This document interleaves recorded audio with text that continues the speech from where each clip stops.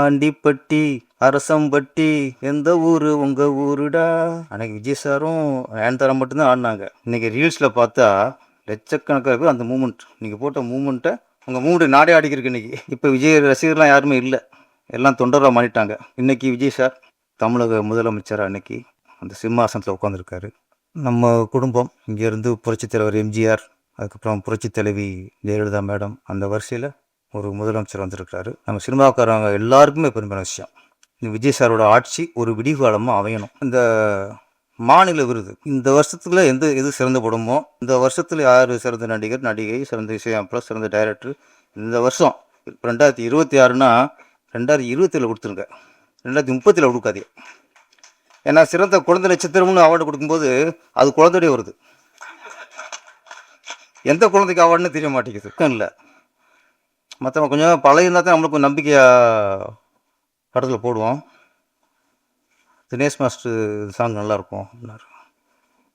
சரி சார் அப்படின்னு அரை மனசு தான், நம்பிக்கை இல்லை எனக்கு. அரை மனசு தான். கோடம்பாக்கம் ஏரியா ஓட்டு கேட்டு வர்றியா, குத்தாட்டம் என்னோட ஆர்டர் ரெடியா. ஓகே ஓகே ஃபிக்ஸ் பண்ணியாச்சு.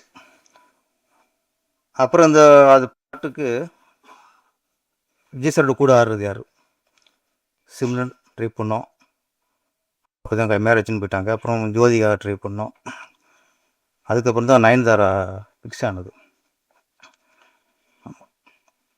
இப்போ விஜய் நயன்தாரா இந்த சாங் எங்கே எடுக்கணும்னா பப்ளிக் எடுக்கும், அசத்துப்பேட்டில் பப்ளிக். இப்போ என்னென்னா பப்ளிக்கில் போயிட்டு அங்கே போய் சர்டிஃபிகேட் எடுக்கிற மாதிரி அப்பப்போ ஒரு ரிகர்சல் பார்த்து அப்புறம் டேக் போனால் லேட் ஆயிரும். பப்ளிக்கில் நம்ம பண்ண முடியாது. விஜய் சார் பிரச்சனை இல்லை, அவர் ஒரு ஆர்டரை பார்த்தாருன்னா ஓகே டேக் போகலாம் அப்படின்ட்டு வருவார். நயன்தாரா அப்போ தான் வளர்ந்து வர நடிகை இவங்க, அவங்கள்ட்ட போயிட்டு ஞாபகம் இருக்குல்ல.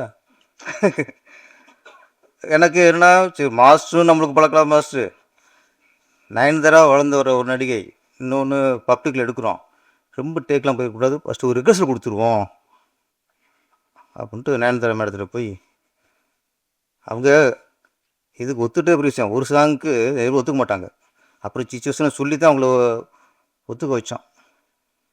போய்ட்டு ரிகர்சலுக்கு வந்து அவங்க ஷாக் ஆகிட்டாங்க, ரிகர்சல் ஆன்ட்டு பெரிய ஆர்டிஸ்ட் ஆகிட்டாங்களே, ரிகர்சல் பண்ணுறதுக்கெலாம் கொஞ்சம் தயங்குவாங்க.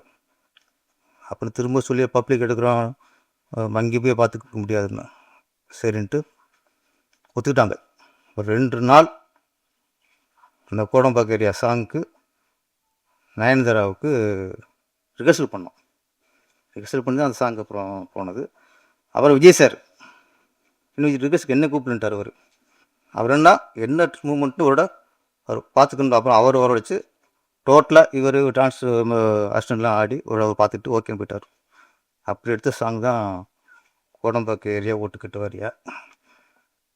அன்னைக்கு தினேஷ் சாரோட அந்த மூமெண்ட் இருக்குல்ல, ஆண்டிப்பட்டி அரசம்பட்டி எந்த ஊரு உங்க ஊருடா. அன்னைக்கு விஜய் சாரும் நயன்தாரா மட்டும்தான் ஆடினாங்க. இன்னைக்கு ரீல்ஸில் பார்த்தா லட்சக்கணக்காக இருக்கும் அந்த மூமெண்ட். நீங்கள் போட்ட மூமெண்ட்டை அச்சு சிராமல் ஆடுறாங்க. மாஸ்டர் வாழ்த்துக்கள், உங்கள் மூமெண்ட் நாடே ஆடிக்கிருக்கு இன்னைக்கு. அதே மாதிரி அடுத்தது திருவண்ணாமலை அர்ஜுன் சார் ஹீரோ போட்டு அவர் பாட்டு போட்டு காட்டுறோம் ஓப்பனிங் சாங்கு. அவர் கேட்டுட்டு ஷாக் ஆகிட்டார், ஏங்க விஜய்க்கு போகிற மாதிரி போட்டிருக்கீங்க, இது எப்படி நான் ஆடுறதுன்ட்டார். பயந்துட்டார், அது ஸ்பீடாக இப்படி பண்ண முடியாதுன்ட்டார். அப்புறம் ஒரே வார்த்தை சொன்னேன் ஓகேன்ட்டார். அந்த ஒரே வார்த்தை என்னென்னா, இதுக்கு மாஸ்டர் தினேஷ்னே.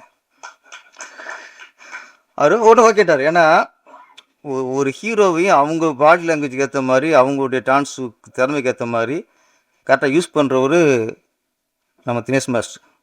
கர்ச்சிப்பு கையில் மட்டும் இல்லை மேடம், ஆர்டிஸ்ட்டும் கரெக்டாக யூஸ் பண்ணுவார் அவர். வாழ்த்துக்கள். அப்புறம் அந்த ஆல்பத்தோட நாயகன் பாலாஜி, அவர் விஜய் ரசிகர். அவர் இப்போ விஜய் ரசிகர்லாம் யாருமே இல்லை, எல்லாம் தொண்டராக மாறிட்டாங்க. ஆமாம், அந்த தொண்டரில் இன்றைக்கி அவரும் ஒருத்தர். அவர் டான்ஸ் பார்க்கும்போது தெரிஞ்சது அவருடைய பிரதிபலிப்பு. உள்ள ஒரு விஜய் உள்ள மனசுக்குள்ளே உள்ள இருக்கார் அவர். ஆமாம், அந்த அந்த மூமெண்ட்டில் தெரிஞ்சது. இன்றைக்கி விஜய் சார் நம்ம திரையுலகத்திலிருந்து, இந்த கலை குடும்பத்திலிருந்து தமிழக முதலமைச்சராக அன்னைக்கு அந்த சிம்மாசனத்தில் உட்காந்துருக்காரு. வாழ்த்துக்கள் விஜய் சார். நம்ம குடும்பம் இங்கேருந்து புரட்சித் தலைவர் எம்ஜிஆர், அதுக்கப்புறம் புரட்சித் தலைவி ஜெயலலிதா மேடம், அந்த வரிசையில் இன்றைக்கி நம்ம திரை குடும்பத்திலிருந்து ஒரு முதலமைச்சர் வந்திருக்கிறாரு. நம்ம சினிமாக்காரங்க எல்லாருக்குமே பெருமையான விஷயம். ஒவ்வொருத்தருக்கும் சினிமாவில் உள்ள எல்லாருக்குமே அது ஒரு பெருமையான விஷயம். நம்ம தமிழகத்தில் எப்போவுமே நம்ம கலைத்துறை சார்ந்த இருக்கும். கலைஞர் வந்து வசனகர்த்தாவா, அதுவும் நம்ம கலை குடும்பத்தை சேர்ந்தவர் தான் வருது. நிறைய அண்ணா வந்து எல்லாருமே நம்ம கலை குடும்பம் தான். விஜய் சார் வந்ததில் சந்தோஷம். அப்புறம் எப்போவுமே நம்மளுக்கு ஒரு எதிர்பார்ப்பு இருக்கும். சினிமாவில் இன்றைக்கி பல பிரச்சனை இருக்குது. நிறையா அந்த மேடையில் சினிமா எந்த அளவுக்கு ஆகிப்போச்சு, உள்புடிசர் எந்த அளவுக்கு நசுக்கப்படுறாங்க, நிறைய புலம்பிகிட்டே இருந்துக்கும் ஒவ்வொரு மேடையிலையும். தியேட்டர்கள் யார் கண்ட்ரோலில் இருக்குது, புடிசர்கள் நடித்த தியேட்டரில் ரிலீஸ் பண்ண முடியலை, நிறைய அந்த மேடையில் நம்ம புலம்பியிருக்கோம். இது எல்லாத்துக்கும் இந்த விஜய் சாரோட ஆட்சி ஒரு விடிகாலமாக அமையணும். ஏன்னா நீங்கள் சினிமா நல்லா இருக்குன்னா ப்ரொடியூசர்லேருந்து, டைரக்டர்லேருந்து, டிஸ்ட்ரிபியூட்டர்லேருந்து, அனைத்து டெக்னீஷியன், நடிகர்கள் எல்லாருக்குமே சினிமா நல்லா இருக்குன்னா சினிமா ஒரு சுதந்திரம் வேண்டும். சுதந்திரம், அந்த சுதந்திரம் கிடைக்கும்னு நம்புகிறோம். இன்னொன்று, இந்த மாநில விருது, ஸ்டேட் அவார்டு வந்து கொடுப்பாங்க. இந்த வருஷத்தில் எது சிறந்த படமோ, இந்த வருஷத்தில் யார் சிறந்த நடிகர், நடிகை, சிறந்த இசையமைப்பாளர், சிறந்த டைரக்டர், இந்த வருஷம் இப்போ 2026னா 2027 கொடுத்துருங்க, 2030 கொடுக்காதே. ஏன்னா சிறந்த குழந்தை நட்சத்திரம்னு அவார்டு கொடுக்கும்போது அது குழந்தையோட வருது, எந்த குழந்தைக்கு அவார்டுன்னு தெரிய மாட்டேங்குது. அதனால் இந்த 10 வருஷம் பொக்கிஷமாக காற்றுலாம் கொடுக்காதீங்க. ஒரு கலைஞனுக்கு இந்த வருஷம் ஒருத்தன் சிறந்த படம் கொடுத்தானா அது அடுத்த வருஷமே அதை பாராட்டி கொடுத்தா தான் அதை ஒரு முழு திருப்தியோட கௌரவமாக வாங்குவான். சிறந்த கதாநாயகினா அது அப்போ அம்மா நடிச்சிக்கிட்டு இருக்கு, அவள் வாங்கும்போது இது அம்மாவுக்கு வாங்குதா ஹீரோனுக்கு வாங்க தெரிய மாட்டேங்குது. அது மாதிரி 10 வருஷ அவார்டை மொத்தமாக வச்சு அந்த பொட்டலம் போகிற மாதிரி தூக்கி போகிற மாதிரிலாம் அவார்டை கொடுக்காம தயவுசெய்து கலைஞரோட திறமை மதித்து அப்பப்போ கொடுக்குறதுக்கான வழிவகுங்க. இன்னொரு விஷயத்தை நம்ம ஞாபகப்படுத்திக்கிறேன். நம்ம திரையுலகத்தை தன் குடும்பம் மாதிரி சுயமானா கூட நேசித்தவரில் புரட்சித் தலைவர் எம்ஜிஆர், அதுக்கடுத்து கலைஞர் கருணாநிதி அவர்கள். நான் கேள்விப்பட்ட வரைக்கும், நான் பார்த்த வரைக்கும்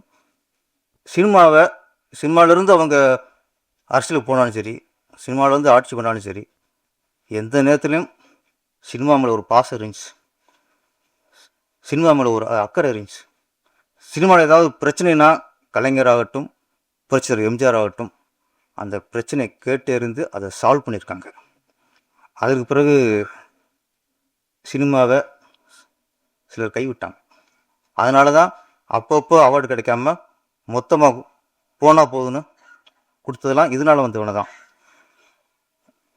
புரட்சித்தலைவர் எம்ஜிஆர் மாதிரி, டாக்டர் கலைஞர் மாதிரி, எங்கள் விஜய் அவர்களும், மாண்புமிகு முதல்வர் விஜய் அவர்களும் இந்த சினிமாவை உங்கள் குடும்பம் என்றைக்கு நினைங்க, எங்களுக்கு ஏதாவது பிரச்சனைனா அதை உடனே கேட்டு அதை கொஞ்சம் சால்வ் பண்ணுங்கள். நிறைய பிரச்சனை இருக்குது, நாங்கள் கோரிக்கையோடு வரோம்.